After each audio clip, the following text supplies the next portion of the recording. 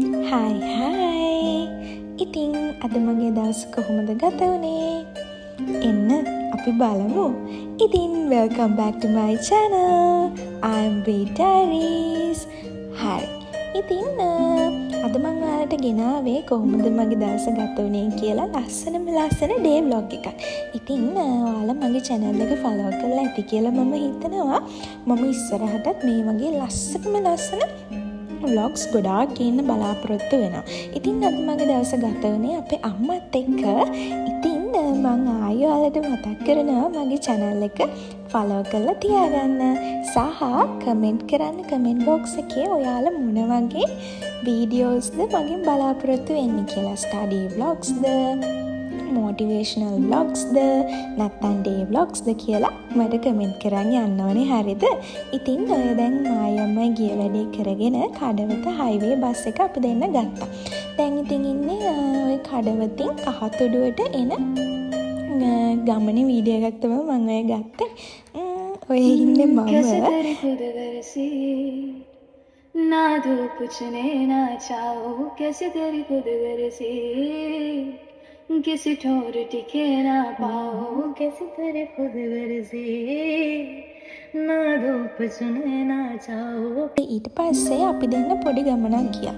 ඔව් ඉතින් ඔයාලා මේතන කොහොමද දන්නවා? අපි දැන් මේ ඉන්නේ වෑතර කියල්ස් එකට. ඉතින් ඔය අපේ අම්මා එයාගේ ෆේවරිට්ම කෑමක් තෝරන ගමන් තමයි ඉන්නේ. අපි ඉතින් පොඩි බඩු ටිකක් ගත්තා එදා. ඔය අපේ අම්මා තමයි ඔය ඉස්සරහින් බඩු තෝරන ගමන් ගියේ. ඉතින් ඔය ඉන්නේ මමත් ඔය ඉතින් මොනවා හරි තෝරන ගමන් ඉන්නේ. මට මතක නෑ මොනවද කියලා. ඉතින් vlog එක දිගටම බලාගෙන යන්න. मनलोल रंग सेना हदेसियम वदहरा नवतिलाने